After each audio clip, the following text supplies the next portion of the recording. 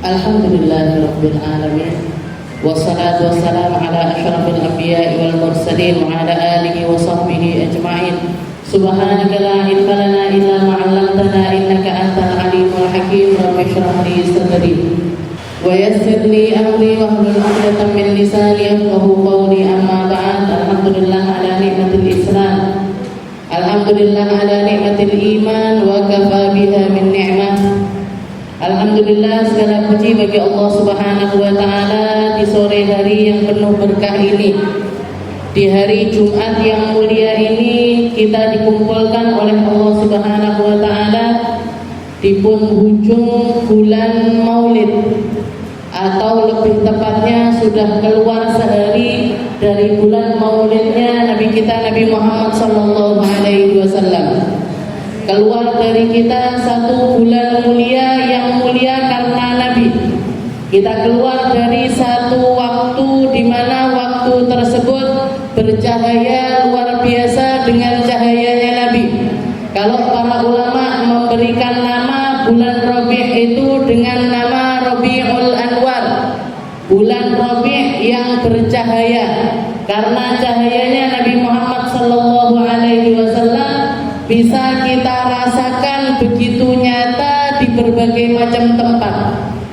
Sebulan ini mungkin kalau di daerah Tulungagung ini perayaannya baru bisa kita rasakan kalau kita dekat sama pesantren-pesantren, kalau kita dekat sama pondok-pondok, ataupun kita dekat sama kepengurusan masjid-masjid, baru akan terasa repotnya bulan Maulid. Karena semua tempat-tempat tersebut mesti bikin acara Maulid. Oke, saya kemarin itu sebulan ini berkali-kali ketemu sama teman-teman lama dulu di pesantren, yang setiap kali saya ketemu, setelah beberapa kali ketemu, saya katakan barokahnya Maulid ya Kak. Yang lama dulu kita mau janjian ketemuan, mau janjian duduk bareng ini sulit sekali karena kerepotan masing-masing. Tapi di bulan Maulid ini jadi ketemu sering-sering. Oke, jadi ketemu banyak-banyak. Termasuk ketika di An-Najah ini ditakdirkan sama Allah Ta'ala ketemu sama Bunyai Hana. Oke, istilahnya kalau dilihat diri saya ini mau ketemu sama beliaunya ini, istilahnya mikirnya jalurnya ini berliku-liku dan sangat rumit, nggih. Tapi barokah saya ngisi di sini, berkah kenal sama panjenengan semua, berkah sama orang-orang yang dekat sama pondok-pondok sepuh di daerah sekitaran sini, akhirnya ditakdir sama Allah Ta'ala untuk ketemu dengan orang-orang yang mulia. Alhamdulillah, ini adalah kemuliaannya Nabi Muhammad sallallahu alaihi wasallam. Ini adalah cahaya yang Allah Ta'ala perlihatkan di atas muka bumi ini. Betapa kumpul-kumpul sama orang baik itu nikmatnya luar biasa. Betapa ketemu sama orang-orang yang punya akhlak serta kemuliaan serta ilmu serta Al-Quran ataupun warisan-warisannya Nabi Muhammad, ini rasanya sangat nikmat sekali. Kalau guru saya seringkali mengatakan musahabatur rijali dawil wafai naimul khuldi fi dalil fanai. Katanya beliau, sungguh kenikmatan surga yang didp-kan sama Allah Ta'ala untuk kita cicipi di dunia ini, yang akan terasa nikmatnya di dalam hati adalah nikmat duduk bersama orang-orang yang memiliki janji setia kepada Allah Subhanahu wa Ta'ala, yang memiliki janji setia untuk taat kepada Allah Ta'ala, yang mengisi seluruh hidupnya, seluruh umurnya untuk perjuangannya Nabi besar Muhammad sallallahu alaihi wasallam. Sedikit saya bocorkan, walaupun saya nggak ngobrol banyak sama Bunyai Hana kemarin, tapi waktu ada kesempatan ngobrol, beliau itu sempat ngomong seperti ini. Ipah, beliau manggil saya Ipah. Ipah, kalau misalkan kita maulutan terus ada acara bagi-bagi door prize, bagi-bagi hadiah, bagi-bagi duit, nggak apa-apa Pak. Itu adalah sesuatu yang bikin hati orang ini senang. Senang dalam buatan jenengan. Dikasih uang 5.000 kemarin sama Bunyai Hana itu, saya lihat mukanya nggak ada yang mencucu, itu nggak ada. Kabeh guyu. Padahal 5.000 Bu.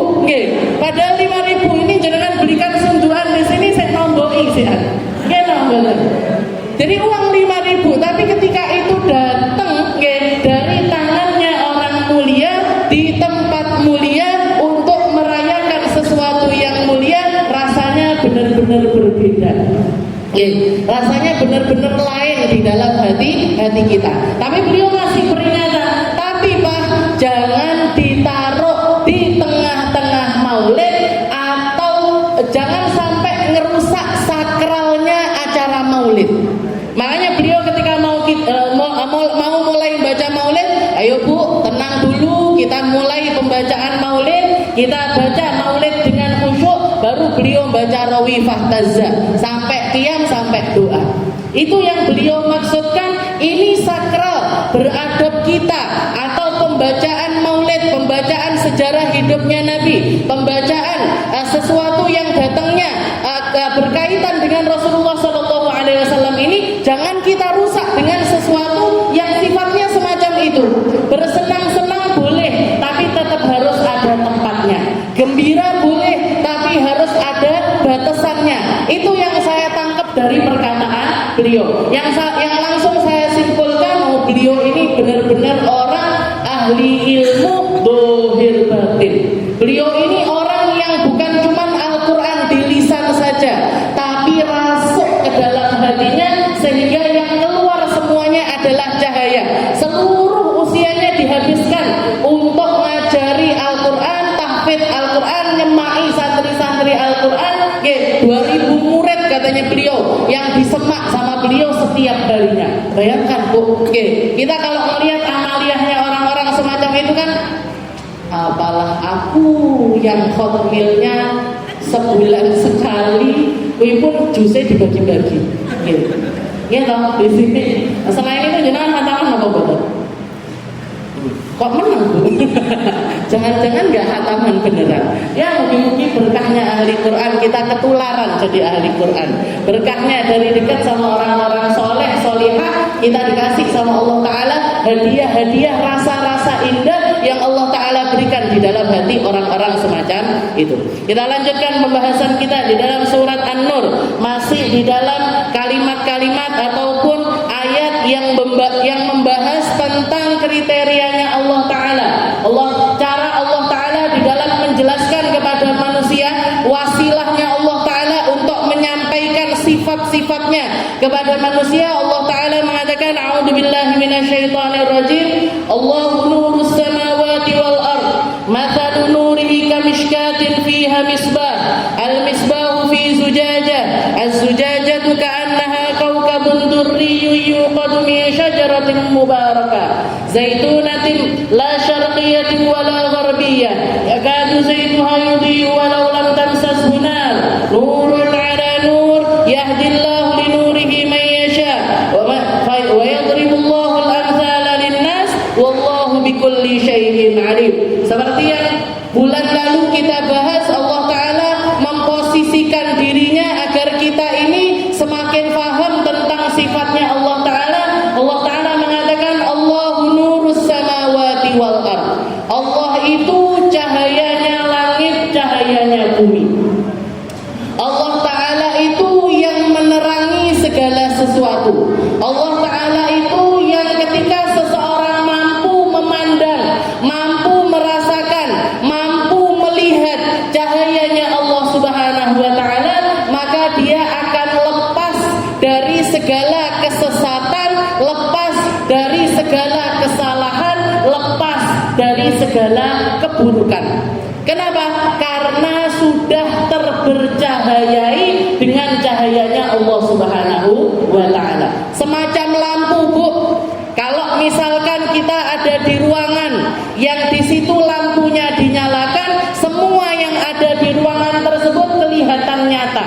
Di ruangan ini saya bisa bedakan mana yang pakai jilbab hijau, mana yang pakai jilbab coklat, mana yang pakai kacamata, mana yang bibirnya warnanya kuning, enggak ada yang kuning, ada yang merah, ada yang nude dan lain sebagainya. Ketok kabeh, karpetnya seperti apa, hiasan-hiasan dindingnya kelihatan semuanya.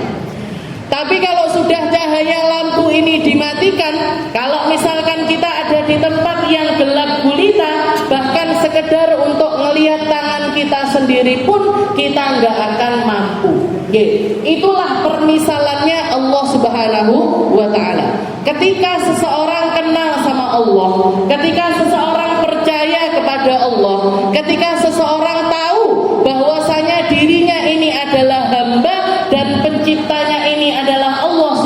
Subhanahu wa taala, dia enggak akan merasakan kebingungan. Dia enggak akan merasakan keresahan. Dia enggak akan merasakan kekhawatiran karena semuanya terlihat jelas. Saya kalau dikasih ujian, oh berarti saya harus sabar. Kalau saya dikasih nikmat sama Allah Ta'ala, oh berarti saya harus syukur. Kalau saya dikasih ilmu sama Allah Ta'ala, ilmu ini adalah potensi saya untuk nyari ridhonya Allah Ta'ala dengan cara saya menyebarkannya. Ketika kita dikasih harta, harta ini adalah amanat dari Allah Ta'ala yang bisa saya pakai jadi jembatan menuju kepada keridhoannya Allah. Ketika kita dikasih pasangan hidup, ketika kita dikasih sama Allah Ta'ala seorang suami, seorang aja Bu, jangan 2 orang kalau suami. Misalkan kita dikasih suami sama Allah Ta'ala, ini berarti kalau kita dicahayai sama cahayanya Allah Ta'ala, kita tahu persis dia juga adalah jalan kita menuju surganya Allah. Semua apapun yang ada di atas beban kita, yang menjadi amanahnya Allah Ta'ala untuk kita, ketika kita membersamainya dengan cahayanya Allah, maka semuanya akan terlihat secara jelas. Setelah itu di akhir Allah Ta'ala mengatakan nurun ala nur. Dan ketika seseorang ini sudah masuk di dalam cahayanya Allah, dia akan merasakan terang. Semakin terang, semakin terang, semakin terang. Dan keterangan ini gak akan ada ujungnya sampai seseorang ini meninggal dunia. Berarti apa? Kenal sama Allah Ta'ala itu adalah pengenalan yang tanpa puncak. Tahu sama Allah Ta'ala ini adalah sesuatu yang harus selalu kita usahakan tanpa ujung. Kalau ngelihat anak tangganya itu nggak ada nominalnya. Setapak kenal, naik lagi. Setapak kenal lagi, naik lagi. Setapak kenal lagi, naik lagi, terus seperti itu. Makanya Sayyidina Abu Bakar mengatakan la ya'rifullah illallah. Gak ada yang tahu pasti, gak ada yang tahu pasti tentang Allah Subhanahu wa Ta'ala secara keseluruhan kecuali hanya Allah. Dan ketidakmengertiannya kita tentang Allah Ta'ala itu menunjukkan kalau akidah kita ini akidah yang benar. Kalau akidah kita ini adalah sesuatu yang benar. Itu yang dimaksud cahaya di atas cahaya. Nurun ala nur. Jangan ketika belajar ngaji, belajar ilmu, belajar ilmu. Salah satu misalkan jangan belajar ilmu Al-Quran, dimulai dari Iqra 1, setelah itu Iqra 2, setelah itu Iqra 3, terus sampai 6. Habis itu nanti belajar tentang Gharaibus Suwar, habis itu nanti belajar tentang tajwid, habis itu nanti ngafalin Al-Quran satu ayat, satu surat sampai habis misalkan hatam Al-Quran 30 juz, masih terus harus dimurajaah, masih terus harus diperbaiki, masih terus harus diingat-ingat, nanti bahkan masih ada lagi tambahan-tambahannya. Berarti apa? Ilmu Al-Quran ini sesuatu yang tanpa ujung, Bu.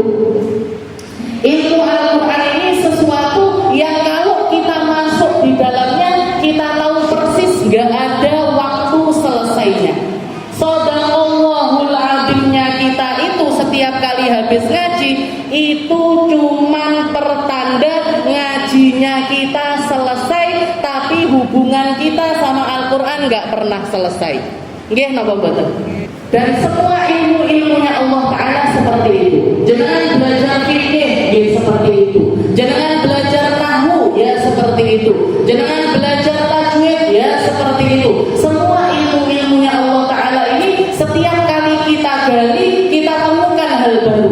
Ada hal baru lagi, ada lagi. Termasuk ulama juga gitu. Ada orang alim, di atasnya ada orang yang lebih punya ilmu lagi, di atasnya lagi ada lagi, di atasnya lagi ada lagi, terus seperti itu sampai gak ada ujungnya. Setiap kali seseorang merasa aku orang paling berilmu, akan diketemukan sama Allah Ta'ala seseorang yang lebih berilmu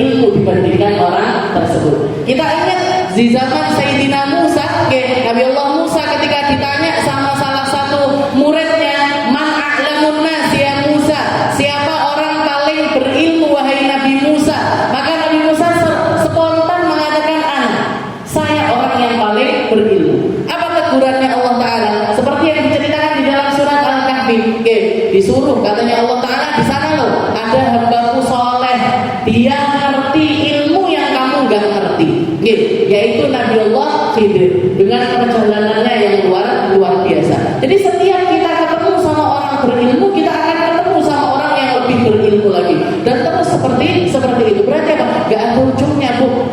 Makanya bandingkan ulama dengan ulama yang lain, orang berilmu satu dengan orang berilmu yang lainnya, itu gak ada manfaatnya. Jangan bandingkan ustazah iki karo ustazah iki ngajine enakan sing iki. Aku kok nyamanan dengerin yang ini ya, aku kok kayaknya keilmuannya yang ini sama yang ini tinggian yang ini deh. Itu sesuatu yang gak ada manfaatnya, Bu. Kenapa? Ngefek apa mboten kalian jenengan?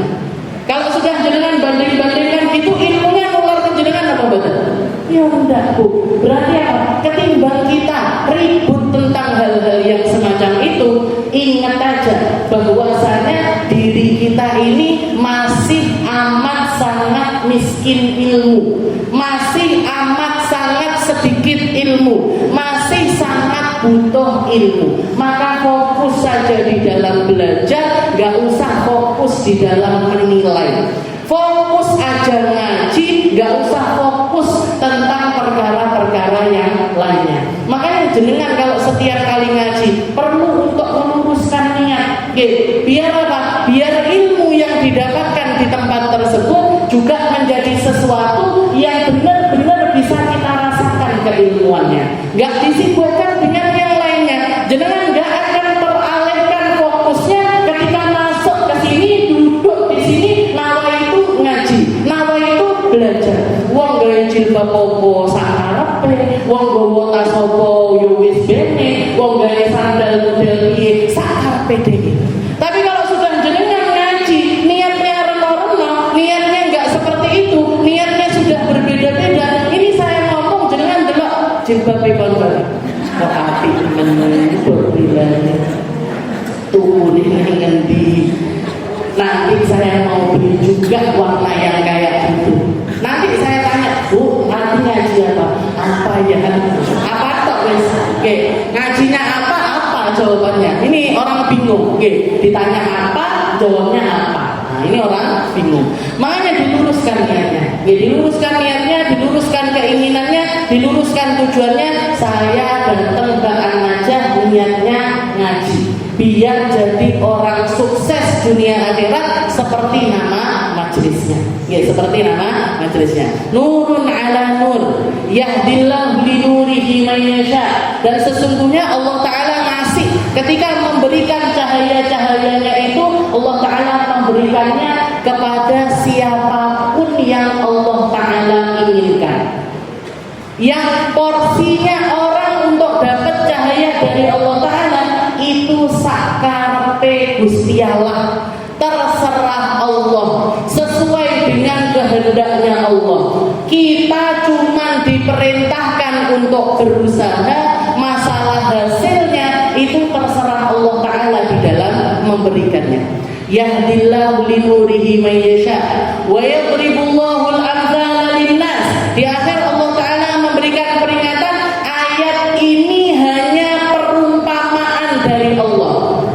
Yadribullah, Allah Ta'ala memberikan permisalan-permisalan untuk kita sebagai wasilah agar kita ini gampang memahaminya, sebagai jalan jembatan biar kita ini gampang memahaminya. Karena kalau misalkan kita membandingkan antara ilmu kita dengan ilmunya Allah, ini sangat jauh sekali, Bu. Ilmunya kita dengan ilmunya Nabi Muhammad jauh sekali. Ilmunya kita dengan ilmunya para ulama jauh sekali. Jauh sekali. Makanya Allah Ta'ala ngasih permisalan-permisalan semacam ini biar apa? Biar kita ini gampang memahaminya. Makanya di dalam Al-Quran isinya itu banyak sekali permisalan-permisalan itu banyak sekali. Daraballahu mathalan, Allah Ta'ala ngasih contoh. Allah Ta'ala ngasih contoh. Contoh seperti apa? Innallaha la yastahi. Allah Ta'ala enggak pernah yang namanya malu ketika ngasih permisalan kepada kita. Ba'udoh, seperti seekor baut. Apa baut itu? nyamuk. Nyamuk, Allah Ta'ala nggak malu punya ciptaan semacam nyamuk.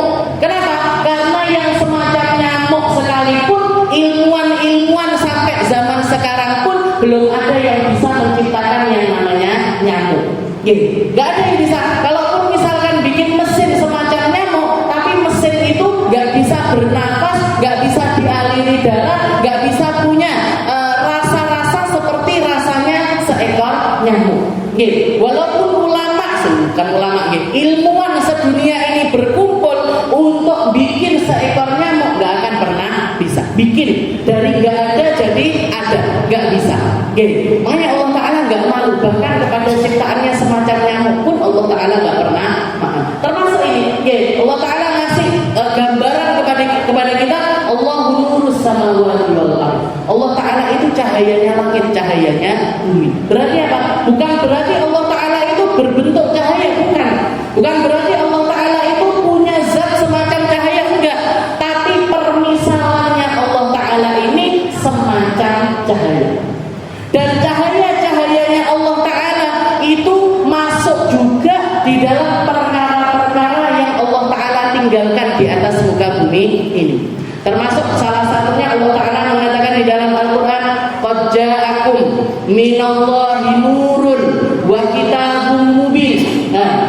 Jadi Allah Ta'ala mengatakan, telah datang kepada kalian wahai umat manusia cahaya dari Allah. Cahaya yang datangnya dari Allah. Wa kitabun mubin, dan juga kitab yang telah jelas segala apa yang ada di dalamnya. Yahdillahu manittaba'a ridwanahu subulas salam. Barang siapa yang mengikuti aturan yang ada di dalam Al-Quran tersebut, dia akan dapat hidayah untuk selamat. Hidayah yang membawa kepada keselamatan.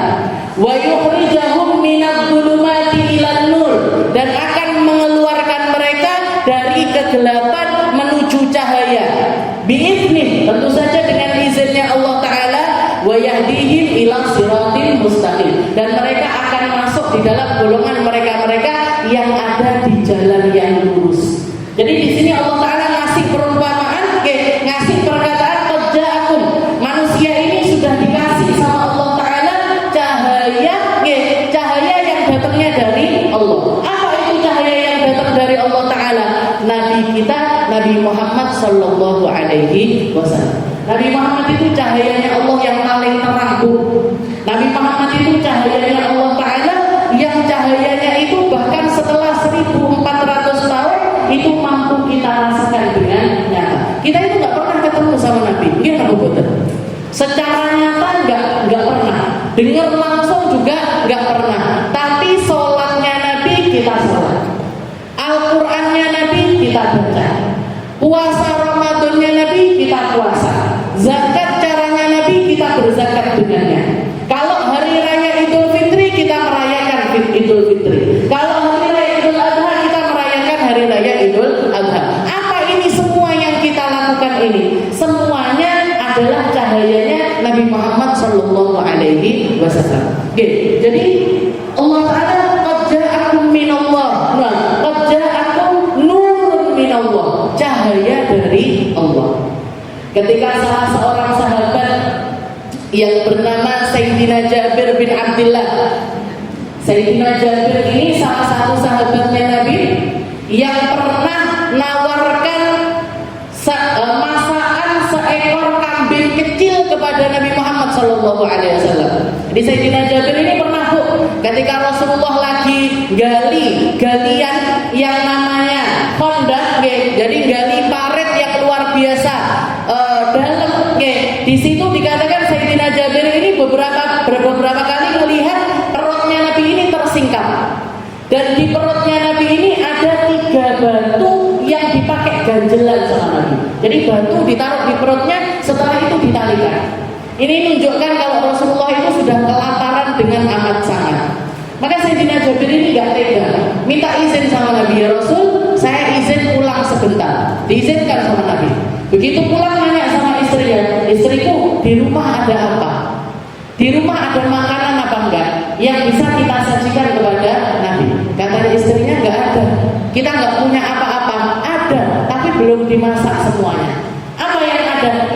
kambingmu yang masih kecil. Oke, apa kalau bahasa Jawanya? Cempe. Oke. Jadi bukan kambing tapi anaknya kambing, cempe. Oke. Ini ada kambing kecil. Kalau dimasak habis itu nanti kita kasih kuah, kita kasih gandum dan lain sebagainya, cukuplah kayaknya kalau dimakan sekitar 10 sampai 15 orang. Oke, 10 sampai 15 orang untuk makan ini insya Allah cukup. Oke. Ya sudah, kalau gitu nanti ini masakan sekarang ya, kamu yang masak, kamu yang bumboni, tak sembelih dulu, setelah itu tak kuliti, habis itu kamu nanti yang masak. Nanti kalau sudah setengah matang aku tak balik manggil Nabi Muhammad, suruh ngajak beberapa orang di antara sahabat untuk makan bareng di rumah kita. Oh iya, ya sudah, masak-masak Bu. Oke, masak-masak, setelah setengah matang berangkat Sayyidina Jabir. Oke, sama mindi-mindi. Oke, mindi-mindi tahu nggih? Pelan-pelan ngoten, ya bisik-bisik lah istilahnya, bisik-bisik biar nggak kedengeran sahabat yang lainnya. Karena di saat itu banyak sekali sahabat yang ikut kerja bakti bareng untuk bikin Honda itu ada mungkin 100 bahkan mungkin 300 orang sahabat.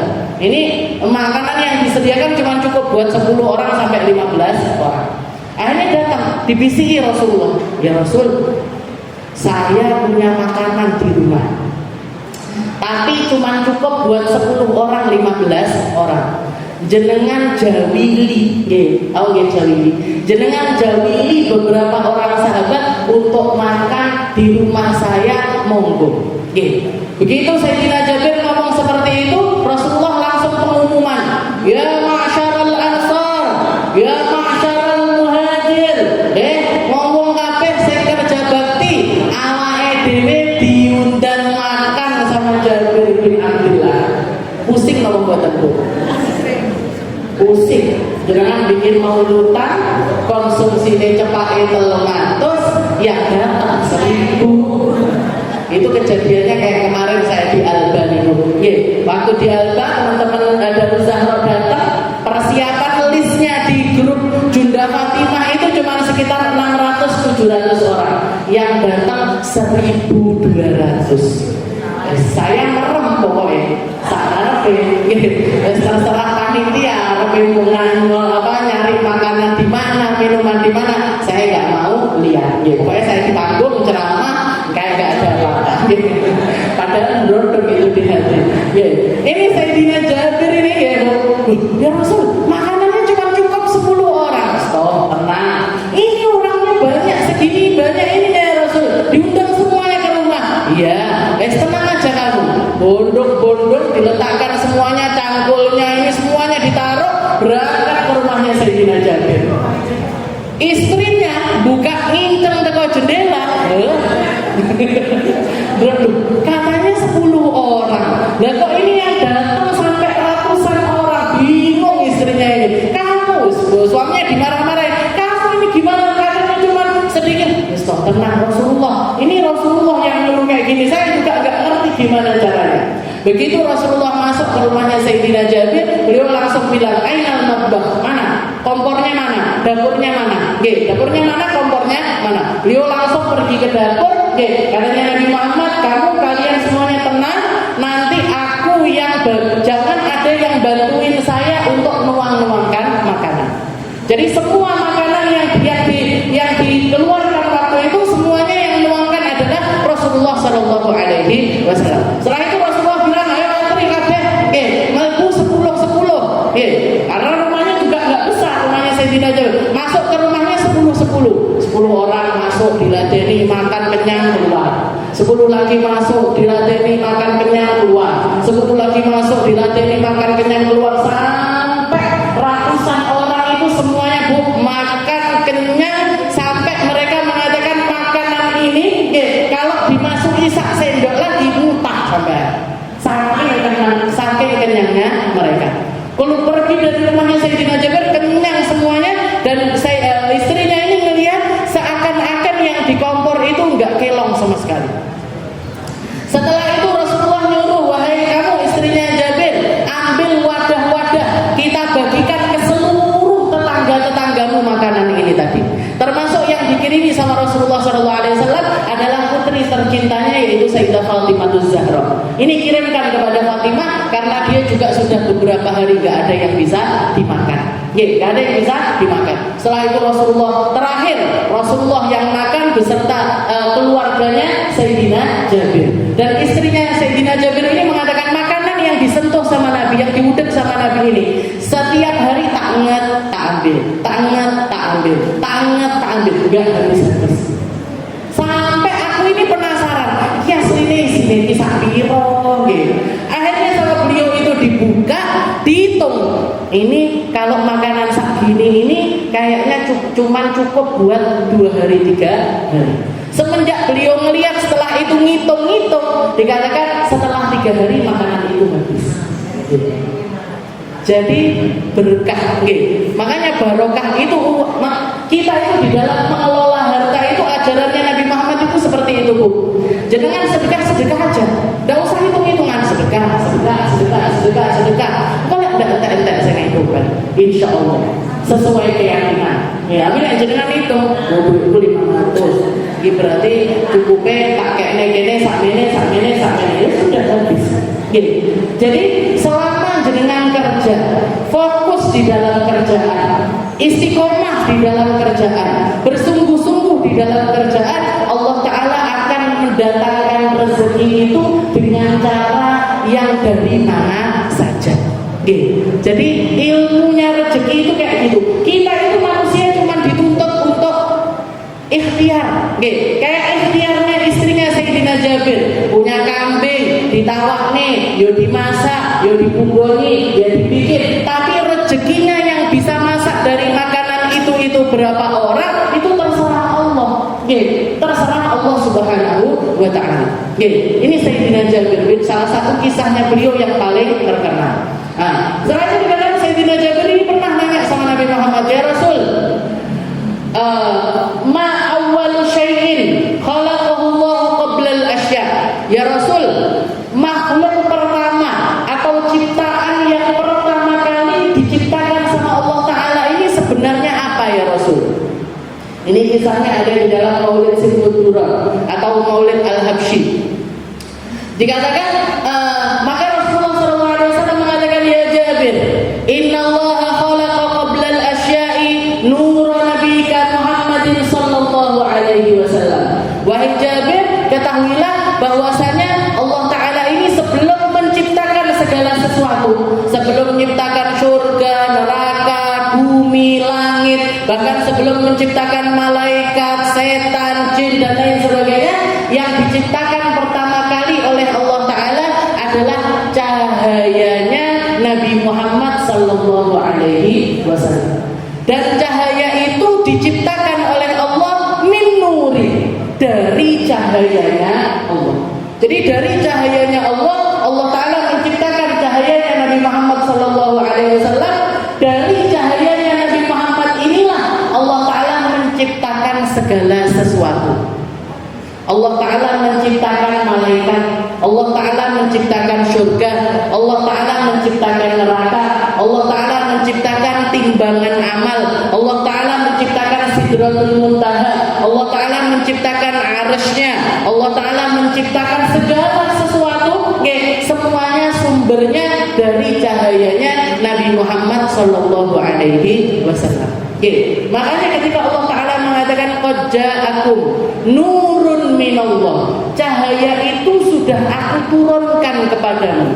Kok sampai kamu peteng gak punya cahaya? Kok kamu sampai tersesat kemana-mana? Kok kamu ini sampai gak bisa kelihatan kebenaran yang terang benderang semacam ini? Ini berarti yang salah bukan cahayanya, yang salah adalah dirimu sendiri. Keangkuhanmu yang menghijabimu dari cahaya tersebut, kesombonganmu yang membawa penutup antara dirimu dengan Nabi Muhammad SAW, maksiatmu yang menghalangi dirimu untuk dekat dengan cahayanya Allah Subhanahu wa Ta'ala. Kalau kita ini masih jadi orang bingung sana, bingung sini, gak ngerti sana, gak ngerti sini, yang kurang dari kita ini apa, Bu? Yang kurang dari kita ini cahayanya Nabi Muhammad Sallallahu Alaihi Wasallam.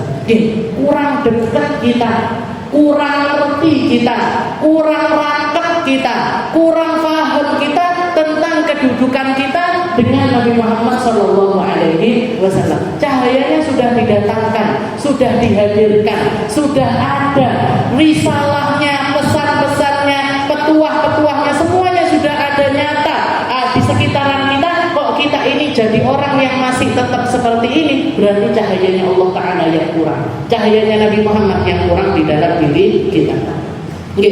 Sayyidina di zaman Rasulullah SAW ada perempuan yang sangat terkenal sekali dengan kecantikannya. Saking terkenalnya karena parasnya yang luar biasa cantik, orang-orang ini sampai nggak tahu siapa nama aslinya dia, tapi semua ngasih julukan kepada perempuan tersebut dengan nama Ummu Jamil. Perempuan ibu yang jamil, perempuan yang cantik. Suaminya juga nggak kalah gantengnya. Jadi Ummu Jamil ini perempuan cantik sekali, putih, tinggi, dedeknya api, hidungnya api, matanya indah, semuanya parasnya cantik luar biasa. Sampai orang-orang julukin Ummu Jamil. Suaminya juga gitu, suaminya juga ganteng luar biasa. Sampai orang-orang ngasih julukan laki-laki tersebut dengan nama Abu Lahab. Abu Lahab ini artinya apa sih? Orang yang wajahnya itu mencerono. Lahab itu kayak kobaran-kobaran api. Saking apa? Saking gantengnya. Jadi Ummu Jamil cantik, punya suami ganteng, punya martabat, punya nasab yang tinggi, punya harta yang banyak. Istilahnya orang sekarang pokoknya sosialita kelas atas gitu. Sosialita yang dhuwure lagi. Sugih, duh, bojone ayu, pokoknya seakan-akan keluarganya ini sempurna, anak-anaknya sehat-sehat, ganteng-ganteng, cantik-cantik. Tapi kegantengan yang semacam itu, kecantikan yang semacam itu, ketika enggak mendapatkan cahayanya Rasulullah Sallallahu Alaihi Wasallam, enggak bermanfaat apapun. Dikatakan ketika turun ayat yang mengatakan kepada Nabi Muhammad, tabbat siyada Aba Lahab wa tab, tabbat siyada Abi Lahab wa tab, ma aghna anhu maluhu wa ma kasab, sayasla naran dzata lahab wa imra'atuhu hammalatal hatab fi jidha hablum min masad. Katanya Allah Ta'ala, celaka kedua tangannya Abu Lahab dan dia akan masuk ke dalam neraka. Ma'aghna anhu maluhu wa ma kasab, percuma, enggak berguna hartanya yang banyak, kedudukannya yang banyak, parasnya yang cantik, dan semua yang ada pada dirinya enggak ada gunanya sama sekali. Ma'aghna anhu maluhu wa ma kasab, sayasla naran dzata lahab, dia akan masuk ke dalam api yang berkobar-kobar. Wa imra'atuhu, dan istrinya pun juga senasib, perempuannya pun juga senasib. Wa imra'atuhu hammalatal hatab, istrinya yang seringkali bawa kayu bakar itu fi jidha hablum min masad, dia nanti akan diseret dan dengan rantainya Allah Ta'ala untuk masuk ke dalam nerakanya Allah. Dikatakan ketika ayat itu turun, Ummu Jamil ini keluar dari rumahnya nyari batu bongkahannya yang besar, dibawa nyari di mana? Aina Muhammad? Sami'tuhu annahu qad hajani. Di mana? Muhammad di mana ini? Saya dengar dia sudah nyaci maki saya dan suami saya. Katanya saya dan suami saya nanti akan masuk ke dalam golongan mereka-mereka yang masuk ke dalam nerakanya Allah. Nyari-nyari, gitu dibawa batunya ini tadi. Orang-orang bilang, oh Muhammad fil Ka'bah, Muhammad ada di Masjidil Haram bersama sahabatnya Abu Bakar. Datang ke masjid sama bawa batu, mungkin batunya itu sak kepala, Bu. Abot nama boten. Abot karo keringetan sama capek-capek, dia bawa batu itu tadi, ketemu kelihatan ada Sayyidina Abu Bakar. Di sampingnya persis ada Rasulullah Sallallahu Alaihi Wasallam. Tapi Ummu Jamil nggak bisa melihat Nabi Muhammad, yang kelihatan cuma Sayyidina Abu Bakar. Ummu Jamil mengatakan, ya Abu Bakrin, wahai Abu Bakar, aina Muhammad? Mana Muhammad? Katanya dia sudah nyaci maki aku, ngomong aneh-aneh tentang aku, nyaci maki suamiku dan lain sebagainya. Sayyidina Abu Bakar bingung, melihat Ummu Jamil, melihat lagi ke Rasulullah, melihat Ummu Jamil, melihat lagi ke Rasulullah. Maka Rasulullah mengatakan, innahu la yarani ya Abu Bakar. Dia enggak bisa melihat aku, wahai Abu Bakar. Maka Sayyidina Abu Bakar mengatakan, saya enggak ngerti Muhammad di mana, mungkin dia berada di suatu tempat. Akhirnya pergi, dibawa lagi batunya keluar dari masjidnya Nabi Muhammad. Sayyidina Abu Bakar ganti nanya sama Rasulullah, ya Rasul, afara'aita halla taraka halla yaraka ya Rasul, apa dia enggak melihat engkau, apa dia enggak melihat jenengan ya Rasul? Maka Rasulullah mengatakan, kaifa yarani walahu ainun qad ama, bagaimana dia bisa melihat aku, wahai Abu Bakar, sedangkan hatinya dia ini telah dibutakan dengan segala keburukan yang paling nyata, yang membuat dia ini terhijab dari cahayanya Nabi Muhammad SAW adalah keangkuhan, kesombongan yang ditaruh di dalam dirinya. Jadi bahkan sosoknya Nabi Muhammad SAW nggak bisa lihat tuh. Orang-orang yang nggak punya keimanan, orang-orang yang di dalam dirinya ini dipenuhi dengan kegelapan, sejelas apapun cahayanya Nabi nggak akan bisa kelihatan. Orang buta melihat ke matahari tetap nggak bisa melihat cahayanya matahari. Apa yang salah? Apa mataharinya yang salah? Enggak, matanya dia yang salah. Makanya kita perlu untuk buka hati kita, biar cahayanya Nabi Muhammad ini masuk ke dalamnya. Sehingga ketika cahayanya Nabi Muhammad masuk, kita akan bisa melihat semua keindahan. Kita akan bisa menikmati setiap nikmat-nikmat yang Allah Ta'ala berikan kepada kita. Sayyidah Aisyah ketika jahit malam-malam, ini kisahnya kan masyhur, jahit malam-malam, Rasulullah datang, Rasulullah masuk, katanya jarumnya ini tadi hilang, tahu-tahu langsung ketemu. Setelah itu beliau mengatakan, ya Rasul, ma'adwa'aka ya Rasul, betapa bercahayanya dirimu wahai Rasul. Maka Rasulullah mengatakan, na'am ya Aisyah, wailun liman lam yarani yaumal qiyamah, karena sebegini jelasnya cahayamu ini wahai Aisyah, tapi ada orang-orang yang enggak mampu untuk melihat cahayamu ini wahai Aisyah. Wailun, neraka tempatnya orang yang enggak melihat Nabi Muhammad nanti di hari kiamat. Setelah itu Sayyidah Aisyah nanya, wa man lam yaraka ya Rasul, siapa mereka-mereka yang terhalang enggak bisa melihat jenengan ya Rasul? Maka Rasulullah mengatakan, humul ladina idza dzikirtu indahum lam yusalli alaihi, mereka-mereka yang ketika namaku disebutkan mereka tidak bersolawat kepada Nabi Muhammad sallallahu alaihi wasallam. Allahumma shalli wa sallim alaihi wa ala alihi. Jadi caranya kita ini untuk dekat sama Nabi Muhammad lewat apa? Lewat ilmu. Lewat apa? Lewat Al-Qur'an. Lewat apa? Lewat akhlak yang mulia. Lewat apa? Lewat peninggalan-peninggalannya Nabi Muhammad. Itu semuanya wasilah kita untuk kulaan cahaya. Dan semakin orang bercahaya, semakin orang dapat banyak porsi dari cahayanya Nabi Muhammad, dia juga akan semakin kenal dengan Allah Subhanahu wa Ta'ala. Ketika seseorang kenal sama Allah Ta'ala, dia nggak akan pernah dapat kebingungan di atas muka bumi ini. Jadi yadribullahu al-amthala lin-nas wallahu bikulli syai'in alim. Allah Ta'ala memberikan permisalan-permisalan untuk manusia, dan Allah Ta'ala maha mengetahui dengan segala sesuatu. Fi buyutin adinallahu an turfa'a wa yudhkara fiha ismuhu yusabbihu lahu fiha bil ghuduwi wal asar. Insyaallah kita lanjutkan di pertemuan kita yang selanjutnya tentang Allah Ta'ala yang mengizinkan kita untuk berzikir secara keras. Allah Ta'ala membolehkan kita untuk namanya Allah disebutkan dengan keras di masjid-masjid ataupun tempat-tempat yang bisa digunakan untuk melakukan hal tersebut. Mungkin kita semuanya diistiqomahkan sama Allah. Mungkin kita diberkahi sama Allah. Mungkin kita selalu dikasih sama Allah Ta'ala keikhlasan, ketulusan, kefahaman, pengertian untuk semakin tahu dan semakin kenal dengan semua hal yang berkaitan dengan Rasulullah Sallallahu Alaihi Wasallam, sehingga kita semakin dipantaskan untuk dekat, kita semakin dipantaskan untuk merapat, kita semakin dipantaskan untuk berdiri di belakang barisannya Nabi Muhammad Sallallahu Alaihi Wasallam. Ala hadhihi niyat wa ala kulli niyatin salihah wa ila hadratin Nabi Muhammad Sallallahu Alaihi Wasallam. Bismillahirrahmanirrahim.